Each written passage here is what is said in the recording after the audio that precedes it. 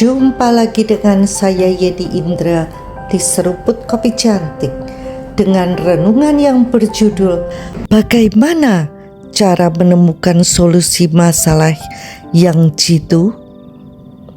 Budi curhat. Bisnisnya sudah beberapa tahun terakhir tidak berjalan dengan baik. Dia mengikuti komunitas bisnis yang niatnya baik, membantu pebisnis yang bermasalah.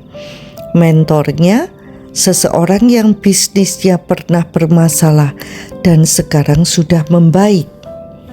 Masalahnya, kebanyakan orang hanya bisa menceritakan perjalanan kesuksesannya saja. Budi terpukau, tetapi dia tidak bisa memberikan peta jalan agar Budi bisa sukses juga. Sarannya diawang-awang dan memaksa Budi melakukan sesuai cara dan pengalamannya. Bagus sih secara teori, tapi sulit Budi melakukannya dan tidak sesuai dengan kondisi Budi. Biasanya orang-orang begini, si Anu caranya begini, buku itu mengajarkannya begini. Familiar dengan kisah ini? Tidak semua orang bisa jadi mentor, meski dia pernah melewatinya. Belum lagi ada orang-orang yang jagoan mengupas ayat-ayat firman Tuhan tentang sukses berbisnis, tetapi dia sendiri belum sukses berbisnis. Buahnya belum terlihat manis. Curhat dengan orang yang tidak tepat justru makin membuat Budi kacau balau.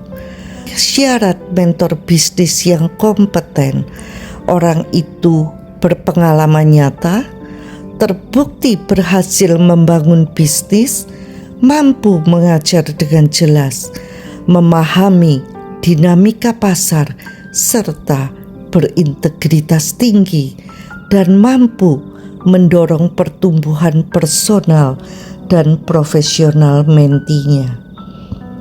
Beberapa waktu lalu, saya mengalami masalah berbeda yang tidak dapat saya pecahkan. Ketika saya berdoa, Tuhan memberi hikmat sehingga saya menemukan pengajaran yang bagus sekali. Siapa yang tahu solusi permasalahan kita? Tuhan. Sesungguhnya cara Tuhan menyelesaikan masalah, meski kelihatannya masalahnya serupa, tapi Tuhan tidak pernah menyelesaikannya dengan menggunakan cara yang sama.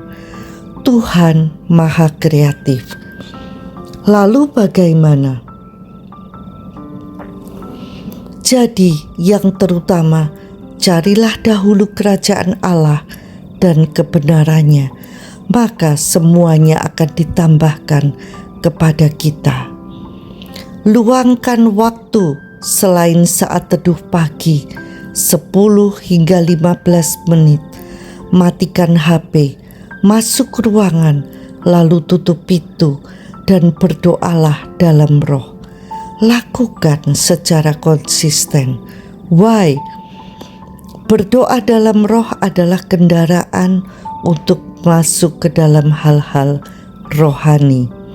Mungkin saja tidak terjadi sesuatu, tetapi kita tengah memposisikan diri untuk peka mendengar suaranya. Ada aliran-aliran air hidup yang mengalir. Pewahyuan demi pewahyuan mengalir. Muncul dorongan yang kita tahu itu suara Tuhan. Kehidupan orang percaya yang efektif dimulai dengan mendengar suara Tuhan. Kita tidak bisa hanya menjalani kehidupan rohani dengan pemikiran logis atau perasaan. Kita harus membangun hidup berdasarkan apa yang Tuhan katakan secara pribadi kepada kita. Tuhan ingin berbicara kepada kita, memberi petunjuk, arahan, dan kekuatan. Tapi kita harus datang dan mendengarnya.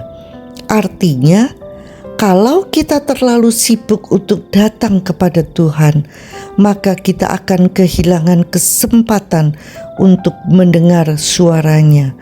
Padahal di sanalah perlindungan, keberhasilan, dan kemenangan kita. Hikmat Allah adalah kekayaan kita. Akar dari banyak kegagalan bukanlah dosa, tetapi karena kita tidak mendengar Tuhan. Jika ada di antara kamu yang kekurangan hikmat, hendaklah ia memintanya kepada Allah.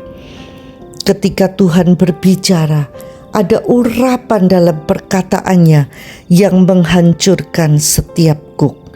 Apakah kita membutuhkan mentor? Kemungkinan ya, tapi bukan kita yang mencari-cari siapa yang cocok menjadi mentor kita, melainkan Tuhan. Kita bisa dipertemukan dengan orang-orang tertentu yang sesuai menjadi mentor, yang tahu persis bagaimana membawa kita pada solusi permasalahan kita.